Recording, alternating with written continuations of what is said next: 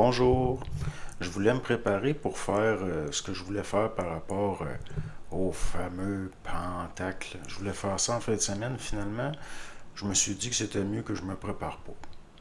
Donc, on va se lancer là-dedans. Là, l'affaire, c'est si on veut faire éclater des formes, détruire des choses, on n'a pas le choix de baigner dedans.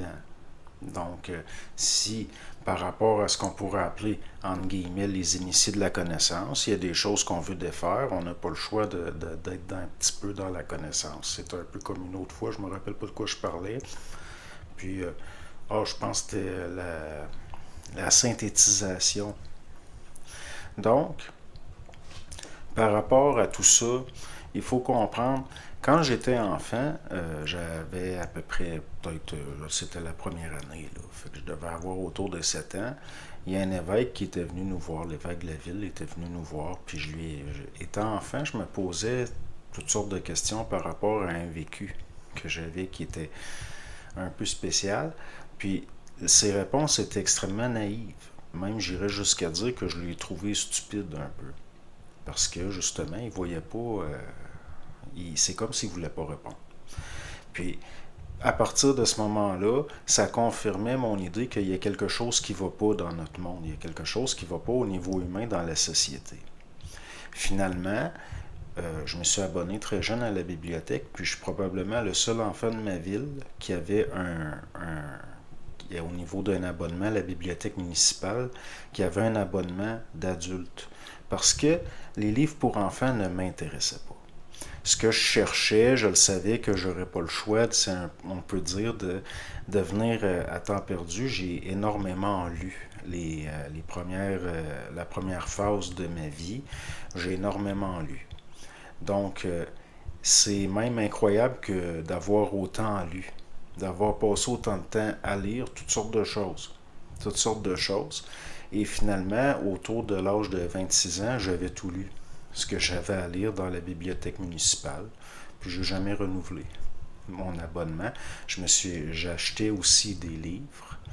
Puis, comme vous avez peut-être vu, j'ai cherché, si on peut dire, la cause de ce qui allait pas selon moi, parce qu'instinctivement, je savais qu'il y a de quoi qui va pas dans notre monde. Puis, si on peut dire au niveau social, entre autres. Il y a quelque chose au cœur de l'être humain qui fait que il polarise, il se met en conflit, il y a des luttes de pouvoir, et puis c'est toute la société qui en souffre, parce que ça fait des guerres entre initiés, et c'est ça qui a formé la société occidentale. Et nous arrivons à l'apogée de ça. Donc, par rapport à les initiés de la connaissance, on pourrait remonter jusqu'aux pythagoriciens, dont le pentacle était un symbole de reconnaissance. Il s'agit d'une synthétisation de l'homme. Donc, on peut voir qu'il y a comme une tête, deux bras, deux jambes. Donc, par rapport aux pythagoriciens, si vous lisez certains historiens, notamment romains, qui avaient visité les Gaules, ils disaient que les druides étaient au fond des pythagoriciens. Et il y a le même phénomène par rapport à d'autres historiens. À l'époque, ce n'était pas des historiens qui fouillaient dans les archives, c'était des historiens qui allaient sur place, qui s'informaient sur place beaucoup, et ils sont historiens au sens de leurs contemporains, entre autres, mais aussi de restituer une certaine tradition orale. C'est la même chose par rapport aux Celtes. Donc, quand il y a eu ce qu'on pourrait appeler les débuts du monothéisme en Occident, les pythagoriciens étaient considérés comme très mal considérés. Ils avaient déjà été très mal considérés dans l'Antiquité, et il y avait eu des persécutions. Parce que d'une certaine façon, ils avaient une science de synthétisation, comme ça c'est la synthétisation de l'homme, le microcosme, puis jusqu'à un certain point, ils se servaient de la connaissance pour parfois prendre le pouvoir dans des cités, États, des choses comme ça, ou placer des taupes au niveau de leurs intérêts. Par après, il y a eu en Occident le début du christianisme. Ces choses-là ont dû se cacher, c'est-à-dire que les anciens initiés de la connaissance, qui étaient surtout des initiés au sens de ce qu'on pourrait appeler entre guillemets des religions à mystère, c'est-à-dire il fallait se faire initier, parce que c'est très élitiste la connaissance, ça l'a toujours été.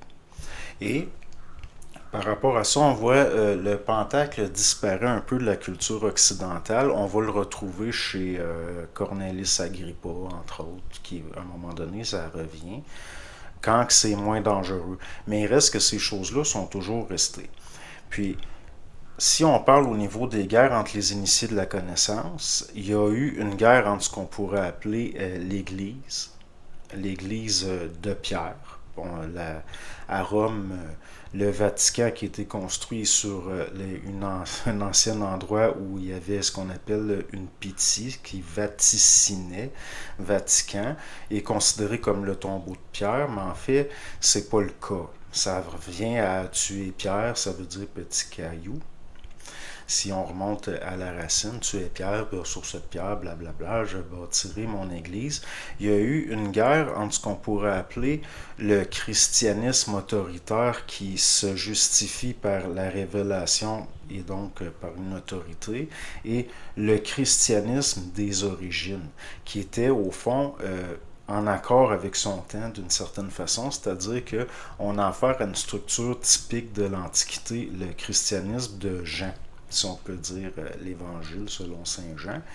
Puis, vous voyez aussi, l'Église catholique a fait de Marie-Madeleine, Marie de Magdala, une prostituée, alors qu'il est mention de ça dans aucun des évangiles. On entend parfois, par exemple, l'Église va parler des aïeux de Jésus, de sa famille, des gens qui ne sont pas mentionnés dans les 4 évangiles officiels. Donc, on peut considérer que le Vatican et les théologiens puis sont au courant de ce qu'on appelle certains évangiles apocryphes notamment, parce que c'est très lié à une lignée. Dans les évangiles, le Christ ne cesse de se réclamer de la maison de David. Et puis, à une certaine époque, il y a un monsieur qui d'une certaine façon, a voulu possiblement, avait accès à certains textes et a possiblement voulu vérifier dans les faits. Donc, c'est Bernard de Clairvaux qui a envoyé des Templiers en Terre Sainte, ceux qu'on a appelés les Templiers, et il semblerait qu'ils en aient ramené la capacité de synthétisation au point de devenir les premiers banquiers. Aujourd'hui, les gens dans la haute finance, qui étudient la haute finance, souvent, ils sont en habit cravate dans des bureaux, ils gèrent des fonds, et le soir, ils rentrent chez eux, c'est souvent des juifs, et ils vont se mettre une pika et une kippa, plutôt, une pika, mais en tout cas, une kippa, et ils vont étudier le Zohar, par exemple. Ce sont des kabbalistes. Or, la Kabbale semble venir des Babyloniens, les Juifs ayant été à Babylone un bout de temps, jusqu'à ce qu'il y ait une guerre avec la Syrie du temps. Ou plutôt, ce que, pas vraiment, dans le fond, c'est plus les Assyriens. Là, on pourrait parler d'Assyro-Babyloniens. C'est tout ce qui est dans le coin du Tigre et de l'Euphrate. Et puis bon. Là, ce qui arrive, c'est que le Pentacle revient à un moment donné. Pourquoi? Parce que les Templiers sont devenus un ordre extrêmement puissant en Europe, et d'ailleurs, si on peut dire, c'est la France qui est le centre. C'est là qu'il y a le plus de commanderies, et ils sont devenus les premiers banquiers. Ils sont extrêmement puissants, ils représentent un pouvoir militaire. Et en plus, des gens très importants, très influents leur doivent de l'argent qui possiblement ils ne peuvent pas leur rembourser. Donc, il va y avoir des arrestations et des accusations, parfois vraiment farfelues. Donc, il y a certaines autres accusations qui sont possiblement c'est réel, mais ce qui arrive, c'est que ça a servi de prétexte pour les diaboliser. Parce que vous savez qu'il y a 2 maîtres des Templiers qui ont été arrêtés et brûlés ensemble sur le même bûcher. Or, au niveau des initiés de la connaissance, ça ne fonctionne pas. C'est-à-dire que par rapport, si on peut dire dans une optique un petit peu pythagoricienne, 1, ça fait un point, 2, ça fait un trait, et la base de construction de toute structure, puis c'est pareil au niveau de structure sociale et hiérarchique, c'est le 3.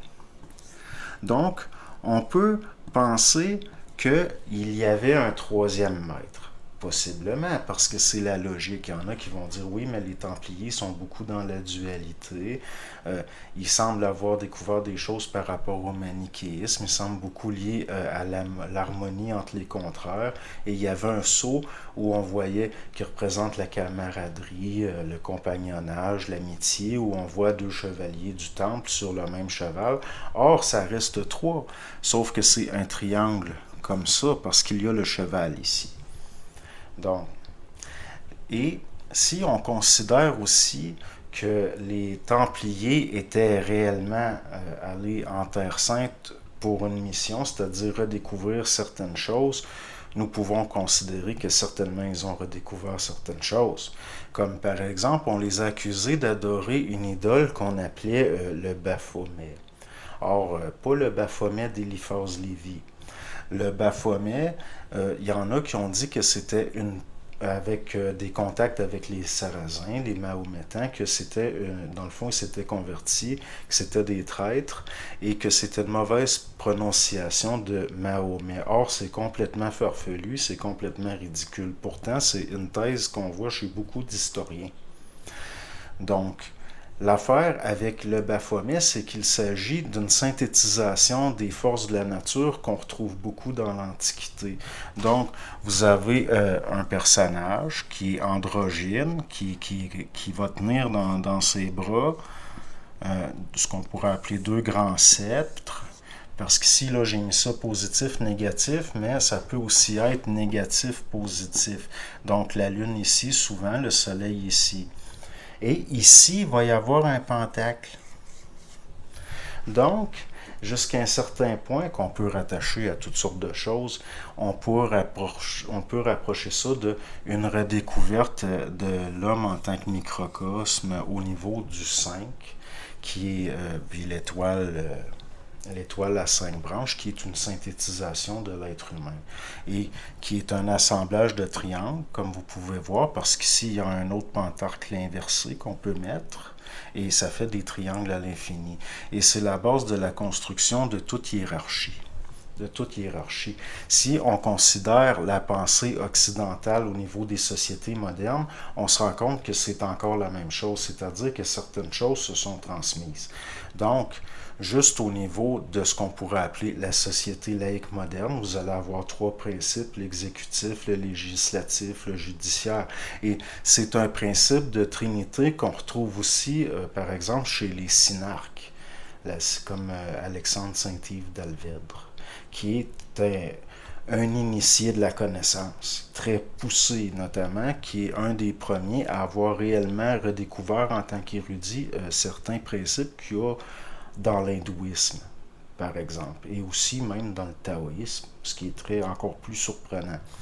Or, si on considère qu'il s'agit d'une synthétisation, c'est-à-dire d'une structure qui permet de comprendre des rapports de force au niveau de la structure par rapport à la circulation de l'énergie, tout s'éclaire d'une autre façon.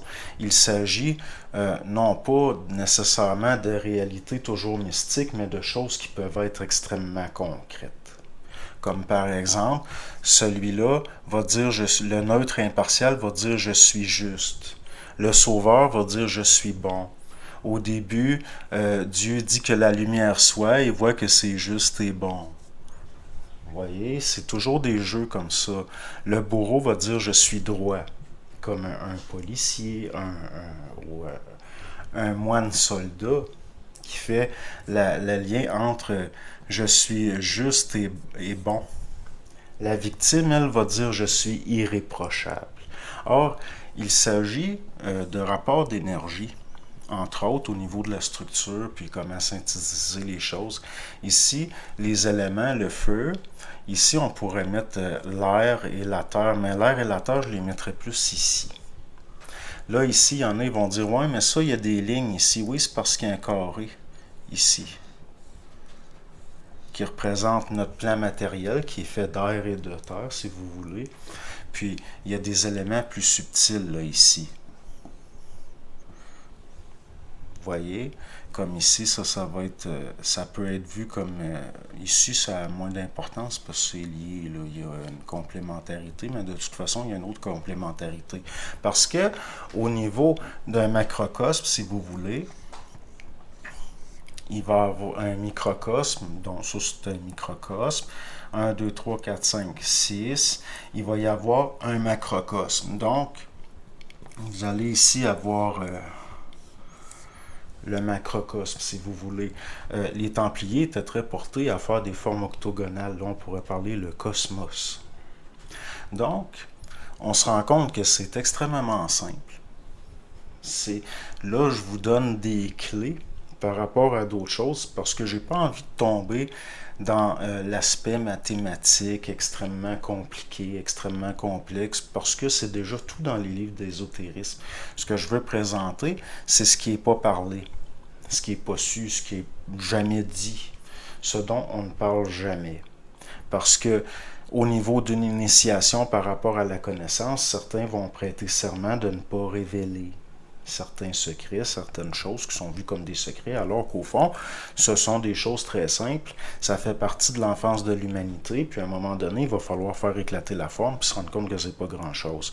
Comme par exemple, dans le Magen David, vous retrouvez les mêmes principes, mais là, on pourrait parler d'une synthétisation qui va plus loin que l'homme en tant que microcosme. C'est pour ça que le Magen David va être considéré dans le judaïsme, par exemple, comme un symbole qui représente le divin. Donc, ce sont des choses extrêmement simples au fond. C'est pour ça que les gens qui faisaient partie de commanderie étaient mis à l'épreuve au niveau de l'obéissance, pas nécessairement de leur intelligence, parce que pas besoin d'être un si grand érudit pour comprendre les principes de base. Même des enfants pourraient comprendre. C'est assez simple au fond. L'être humain, en tant que synthétisation de la nature, il va être lui-même avoir un microcosme de son macrocosme en lui.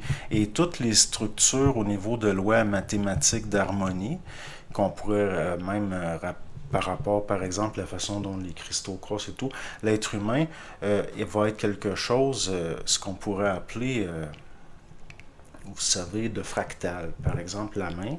La main, c'est 5 et c'est un peu, c'est pour ça qu'au niveau de la réflexologie, il y a des gens qui vont considérer qu'il y a des points dans la main qui correspondent à chaque partie du corps, ce qui est tout à fait normal parce qu'il s'agit de lois qui, dans l'Antiquité, puis même au Moyen Âge, au niveau de certains érudits, étaient considérées comme des vérités. L'affaire, c'est qu'il y a une guerre entre les initiés de la connaissance et ce qu'on pourrait appeler les initiés de la révélation qui vont se justifier au niveau d'une autorité. Et c'est certain que quand un pape de qui vous relevez finit par vous trahir à cause d'un roi corrompu qui, pour des raisons de pouvoir, veut vous faire arrêter, c'est certain que si on en brûle deux, puis qu'il en reste un, ils vont transmettre ces connaissances-là, puis possiblement, étant donné la polarité de l'être humain au niveau social, les dynamiques de groupe, la psychologie de groupe, c'est certain que ça a dû se transmettre. Ça a dû se transmettre et possiblement qu'ils ont juré de détruire à la fois la royauté et l'Église. Et par après, nous avons la franc-maçonnerie qui nous vient d'Écosse. Écosse et d'Angleterre. Là, d'où serait venu Joseph d'Arimathie, par exemple, hein, qui viendrait de Cornouailles. Donc, on se rend compte que ce sont les soldats templiers qui ont amené le damier en Occident, le jeu d'échecs, entre autres, et les dames. C'est qui étaient des jeux, possiblement, qui étaient courants plus au Moyen-Orient. Or, on sait aujourd'hui que de jouer aux échecs, et puis il y a certaines expériences qui démontrent que ça, au niveau du branchement synaptique, il y a des gens chez qui on a pu faire monter plusieurs points de QI là, par des expériences où on les fait jouer aux échecs. Il s'agit de des jeux de connaissances, entre autres, mais aussi de façon de synthétiser et de voir. Donc, par après, on retrouve chez les Templiers le damier, qui devient extrêmement important. Et quand la franc-maçonnerie arrive, on se rend compte que le damier, qui semblent être liées, entre autres, à d'anciennes doctrines comme le manichéisme, des choses dans l'Antiquité qui étaient très connues, notamment, là, bon, il y a tout le temps la lune, le soleil, positif, négatif. On voit l'importance que ça a. Donc, on voit certaines origines tout de suite. Puis finalement, c'est comme ici, si vous regardez le pentacle, bon, ici, on pourrait considérer que c'est des triangles, mais ici, il y a un triangle, on pourrait l'appeler la justice. Vous avez comme ici, on pourrait mettre un policier, ici un juge, ici votre avocat, ou on peut faire aussi un triangle comme ça, c'est-à-dire comme quelqu'un qui comparaît devant la loi. C'est ce qu'on pourrait appeler les triangles de la justice. Tandis qu'ici, on pourrait voir plus les triangles du politique et du social. Donc, les services judiciaires, tout ce qui est judiciaire, les services de répression, et puis ici, la politique, les services sociaux. Donc, tout peut être synthétisé. L'autre affaire qu'il y a, c'est que certaines de ces doctrines-là semblent fortement teintées de gnosticisme. Or, par rapport à des persécutions qu'il y a eu en Europe, il n'y a pas juste les Templiers. Parce qu'on les accuse de crimes, puis finalement, auxquels je ne crois pas. Je ne crois pas au niveau de la psychologie humaine et de l'attitude des gens, puis ça ne fonctionne pas. Ce n'est pas plausible. Un autre groupe qui a été persécuté, ce sont les Cathars. Et les Cathars, s'il y a une guerre entre les initiés de la connaissance, c'est à cause de la polarité dans le mental, entre autres. C'est pour ça qu'il y a des dogmes qui s'affrontent. Et les Cathars détestaient la matière et la chair, pour des raisons qui semblent irriter, entre autres, d'une forme de gnosticisme mal digéré. Et aujourd'hui, on voit ressortir ça chez les gens qui vont parler beaucoup le matriciel, la matrice. Alors qu'au fond, c'est lié à la polarité dans le mental. Si le verbe c'est se fait chair, c'est pour que la chair un jour se fasse feu, ce qu'on appelle le corps éthérique et l'autre transition. Le supramental a été annoncé par un philosophe indien qui avait étudié en Angleterre et qui avait été très marqué par la rencontre avec la paléontologie, ce qu'on pourrait appeler par exemple non seulement la paléontologie, mais aussi le darwinisme. Donc au niveau d'un darwinisme, il s'est dit que si l'être humain est un être transitif, comme ça semblait le démontrer et tout, et au lieu de voir une dualité entre la science paléontologique et la science en général occidentale, et voir que ça contredisait l'hindouisme et la spiritualité jusqu'à un certain point, il a pensé que ces deux vues-là devaient être des parts du réel et qu'elles étaient complémentaires. Donc, il a considéré que, étant donné qu'on arrivait à la fin d'un cycle, que même on n'est pas encore, mais lui, ça fait un bout de temps, c'est la fin du 19e siècle, début 20e siècle. Et il s'est dit que l'être humain était un être transitif et qu'il était en phase de transiter vers une évolution, une nouvelle race qui allait venir sur Terre, et ça réussissait à réconcilier la science et sa religion hindoue. Et c'est lui qui a annoncé le supramental. Pourquoi? Parce que tout simplement, par déduction, entre autres, si vous regardez, peu importe l'opinion que je peux avoir au niveau des mouvements sociaux liés au supramental, si vous regardez le Matrimandir, cette espèce de temple étrange qui ressemble à une soucoupe voleuse. Moi, je trouve que ça ressemble à un ovni, puis c'est beau, mais ça me fascine pas vraiment. Mais on voit, c'est comme une sphère. Et puis, à un certain niveau, là, il y a un escalier qui monte comme en spirale. Il y a deux escaliers, en fait, qui sont un peu comme les deux serpents de la Kundalini, puis aussi du caducée d'Hermès. Les initiés de l'Antiquité essayaient de faire monter le feu jusqu'au cerveau, et des fois, ils en mouraient. Vous pouvez vous brûler la cervelle. Or, le supramental vient d'en haut. C'est une nouvelle phase pour lequel tout ça a été créé dans le fond. Et ici, ils ont mis une boule de cristal au centre du bâtiment. Ici, il y a un trou avec des jeux de miroirs. Et il y a le rayon solaire descend comme ça, puis ça éclaire tout le bâtiment, même ça sort ici en dessous.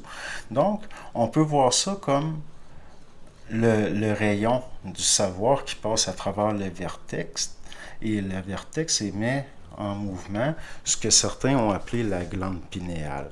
Si vous regardez au niveau de l'histoire de l'Europe, vous allez vous rendre compte qu'il y a tout le temps eu des guerres entre initiés de la connaissance. Prenez par exemple Vlad Tepes le Valaquin, dit Dracul. Il y a des choses sur lui qui sont rapportées qui sont tellement épouvantables que c'est à peine croyable. Or, il y a beaucoup, disons qu'on dirait qu'il semblerait qu'il y ait eu un coup d'État contre lui et qu'il y a des religieux qui l'ont dénigré beaucoup. Or, Dracul, ça veut dire le dragon. Donc, on peut penser que, par exemple, chez les Templiers, si vous regardez, une des choses qu'on voit sur, par exemple, dans leur sceau officiel, qui servait à cacheter des plis, des parchemins pliés. Il y a, je ne le dessinerai pas là, mais il y a ce qu'on appelle l'abraxas. L'abraxas, c'est une figure du gnosticisme. C'est une figure qu'on pourrait rapporter à ça, mais au niveau de représenter d'autres principes.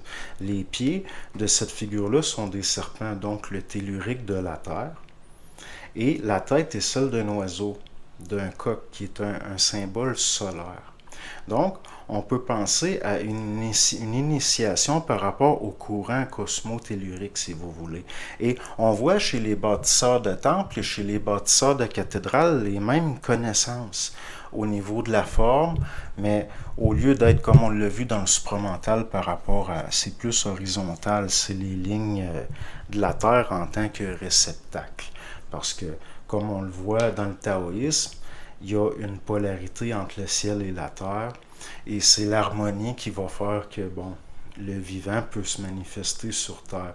Et d'ailleurs, au niveau de mutation d'espèces qui apparaissent, il semble qu'il y ait un effet au niveau de force cosmique.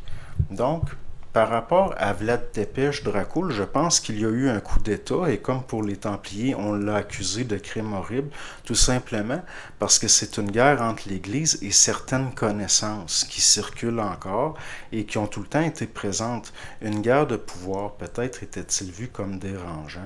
Vous avez une autre mauvaise réputation qui est associée des fois à Vlad Tepes, même si ça vient plus tard, c'est en Hongrie, Erzsébet Báthory.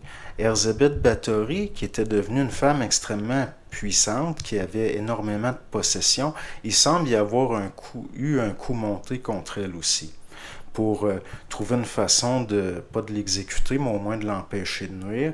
Et si vous regardez sur les armoiries des Báthory, vous allez voir qu'il y a un dragon. On pourrait même rapprocher ça de où il y a aussi dans le monde un escalier comme ça, dans le château de Chambord. Or, François Ier avait choisi comme symbole la salamandre, une salamandre qui crache le feu. Donc, encore un symbole lié au cosmotellurisme. Mais au niveau de ces formes-là, aujourd'hui, c'est quelque chose qui est devenu extrêmement naïf. Je suis extrêmement découragé de voir de jeunes gens qui ont des pentacles sur leurs t-shirts et qui sont fascinés par ce type de forme-là. Parce que l'être humain, au niveau de la polarité dans son mental, va être mis inconsciemment en vibration par sa propre forme. Par sa propre forme.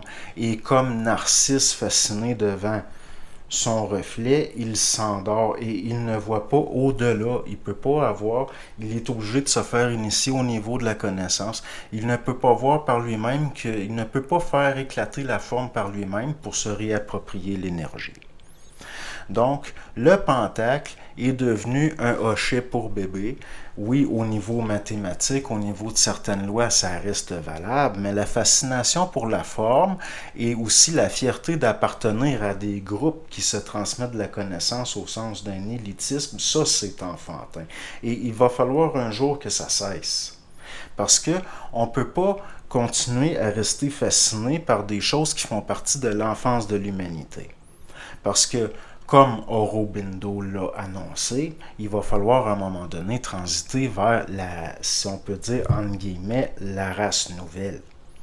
Donc, il va falloir faire éclater ces formes-là, se réapproprier l'énergie, et au lieu d'avoir des forces telluriques qui débloquent les centres de l'homme en montant, il va falloir, le prochain cycle, c'est ce qui descend, ce qui vient débarrer par en haut, il faut que ça vienne d'en haut.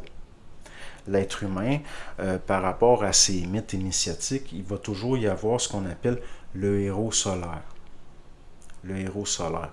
Mais, comme vous savez, dans la mythologie, il y a aussi, jusqu'à un certain point, des anti-héros solaires, comme Icare qui se brûle, s'ayant approché trop près du soleil, la cire de ses ailes fond et il chute. Il rechute dans la matière, ce qui était la grande peur, la grande crainte, par exemple chez les Cathars, qui considéraient la matière comme une prison et qui dualisaient dans la polarité dans leur mental au niveau d'une spiritualité. Ils antagonisaient la matière. Or, de tels êtres ne peuvent que se programmer à s'autodétruire par l'autre, par l'altérité. C'est pour ça, jusqu'à un certain point, qu'ils ont disparu. Ceux qui semblent avoir su survivre et transmettre leurs choses, on dirait que ça a fini par devenir ce qu'on appelle la franc-maçonnerie spéculative. Or, à cause de l'immaturité de l'être humain, de ses penchants sociaux, animaux, parce que l'être humain est encore un anthropoïde sophistiqué, un animal social, il n'a pas la maturité de prendre de telles choses pour considérer qu'il a l'autorité. Dans le fond, il devient aussi pire que les initiés de la connaissance qui se justifiaient par la révélation. Or, la vérité est l'envers du faux. Ce n'est pas le réel. Et il va falloir que ces factions-là, un jour, s'entretuent ou cessent de se mener une guerre. Les rituels ne sont que des simagrées infantiles et puériles, et c'est pareil pour tous les groupes initiatiques à mes yeux, car ce sont des choses extrêmement simples. N'importe qui a un peu de jugeote et qui a eu beaucoup de temps, entre autres, quand j'étais plus jeune et que je lisais énormément, ce que je cherchais, je ne le trouvais pas. J'ai fini par lire Bernard de Montréal, puis j'ai cessé de chercher. Et là, pouf, pouf, pouf, tout est apparu très clairement. Et aujourd'hui, je trouve ça puéril et ridicule. Comme les jeunes qui ont des pentacles sur des bijoux ou sur leur t-shirt, ça m'indispose, ça me met en colère parce que c'est une preuve de la naïveté de l'être humain. C'est une preuve de sa naïveté, l'apparition de choses d'anciens, on dirait d'anciennes forces au niveau mémoriel, comme les Wiccans, ces choses-là. Il faut comprendre que dans un passé très lointain, l'humanité a été matriarcale et que la grande religion, c'était ce qu'on a appelé la déesse mère. D'ailleurs, on retrouve ça avec le matrimondir, le temple de la mère et ainsi de suite. Ces choses-là, il faut comprendre que par après, il y a eu une révolte du masculin. Et là, on est tombé dans des religions patriarcales. C'est pour ça que l'Église catholique a décrété que Marie-Madeleine était une prostituée, alors qu'il n'est mention de rien de ça dans les évangiles. Pourquoi? Parce que ce n'était pas un culte ni masculin ni féminin. En fait, c'était quelque chose de complémentaire. Et ça, il semblerait que les sociétés ou les groupes élitistes ou autoritaires ne voulaient pas que ça arrive. Or, c'est pas une raison de nos jours pour tomber puis devenir des Baphomets, là, comme on voit avec certains mouvements comme les transgenres puis les LGBT. La vraie harmonie complémentaire, elle doit se faire au niveau social par rapport à l'autre, pas par rapport à soi. L'être humain est encore un narcisse qui se met en vibration par sa propre forme. D'où un paquet de dérives. Un paquet de dérives qui, d'un point de vue de la psychologie, sont extrêmement simples. Donc, si vous voulez regarder ces choses-là au niveau de la forme, moi, je ne trouve plus ça intéressant, à part pour les défaire. Ici, on peut mettre un autre triangle. Et ainsi de suite. même si vous regardez les systèmes chinois avec les 5 éléments, si vous regardez la circulation du sang au niveau vasculaire dans le corps, vous allez voir qu'il y a un mouvement qui est lié au pentacle, que le pentacle synthétise ça. Le cœur, pourquoi le cœur est 4 chambres? Pourquoi il y a une croix ici? Puis il y en a d'autres, hein? Ça fait un damier. C'est comme par exemple quand un groupe extrêmement influent et puissant veut empêcher quelqu'un de nuire, ils vont se servir de la triangulation. Donc vous pouvez avoir des problèmes avec la, vous allez avoir des problèmes avec la police puis le judiciaire, où on va se servir par exemple des médias, puis finalement la vraie antagonisation, elle va toujours venir d'ici, là. Ça vient toujours d'en haut. Parce que celui qui se dit neutre et impartial va dire je suis juste. Le bourreau va dire je suis droit. La victime va dire je suis irréprochable et est immédiatement mis dans une position où elle doit se défendre. Et ici, le sauveur va dire je suis bon. Et souvent, le sauveur va avec le juge, nous sommes justes et bons, blablabla. Le contrôleur, lui, ici, c'est je ne suis pas. Parce que, pourquoi ici, il y a comme une pyramide, puis là, il y a une séparation. Ça, c'est séparé. C'est le troisième maître, si vous voulez, celui qui n'a pas été brûlé et a fait en sorte que se perpétue la connaissance. Parce qu'imaginez, tous les Templiers ont été arrêtés le même jour à la même heure. Imaginez, là, comment c'est complexe une opération comme ça. Si Maurice Duplessis, dans le temps, avait voulu faire arrêter tous les témoins de Jéhovah le même jour à la même heure, il n'aurait pas eu la capacité technique. Il n'aurait pas eu les forces nécessaires. Donc, il y a eu là réellement quelque chose qui a engendré un sentiment de vengeance dans le temps, parce que c'est de la connaissance, donc de la mémoire. Et finalement, nous avons vu la monarchie se faire décapiter. Ah, là, je parle au niveau de la France. La monarchie s'est fait décapiter, même si les Anglais avaient décapité un roi avant. Mais on voit d'où ça vient. On voit le mouvement. Par la suite, vous avez l'Église catholique aussi, que Voltaire appelait l'informe, qui est, semble-t-il, moribonde de plus en plus. Et comment on fait ça? Eh bien, au niveau d'une commanderie, c'est en mettant des taupes et en infiltrant de l'intérieur. Et par après, vous avez la synarchie internationale. Au fond, l'Union européenne, la première qui a été voulue, c'était possiblement par les Templiers. Ensuite, vous avez les synarques. Or, il y a une continuité au niveau des doctrines, au niveau des idées. Donc, c'est ce que j'avais à dire sur ça. J'ose espérer que c'est correct, même s'il y en aurait tellement d'autres à dire, tellement plus à dire. On pourra en parler pendant des heures. C'est ça le problème avec la connaissance. Or, au niveau d'un contact, si vous avez un savoir, vous allez voir tout simplement. Et à mesure que vous observez, que vous êtes dans une observation active, vous allez voir. Vous allez voir les formes, vous allez voir les liens, vous allez voir la continuité, vous allez voir le jeu, vous allez voir le mensonge au fond. Parce que par rapport, par exemple, aux gnostiques qui antagonisaient la matière comme étant contraire à l'esprit, il y a certains groupes qui ont fini par considérer que Yahvé n'était pas le vrai Dieu, que c'était Lucifer et que nous vivions dans une prison d'inversion due à la polarité, entre autres. Puis là, il fallait devenir trinaire pour finalement aboutir à la vérité. Parce que le gnosticisme est lié à la connaissance. C'est remonter vers le divin par la connaissance. Or, dans des mentalités polarisées comme ça, on ne peut pas faire autrement que d'aboutir à des dérives en inversant tout. Même encore aujourd'hui, les gens complètement malades psychiquement qui s'adonnent à des messes noires, ben ça prend un prêtre catholique qui connaît le latin. Et ils sont même plus rigoristes que l'Église actuelle quand elle fait une messe. Au sens où c'est encore une inversion des traditions d'avant Vatican II qu'ils font dans des messes noires. Donc, toutes ces choses-là, à un moment donné, il va falloir cesser d'être fasciné. Il va falloir comprendre, c'est-à-dire voir. Pas comprendre au sens de l'intellect nécessairement, mais voir. Puis après l'intellect, par l'argument peut démontrer. Parce que malheureusement, on a affaire à des groupes extrêmement consciencieux par rapport à tout ce qui est archive, ce genre de choses-là.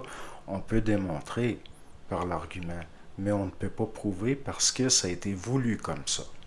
Donc, bonne journée à tous.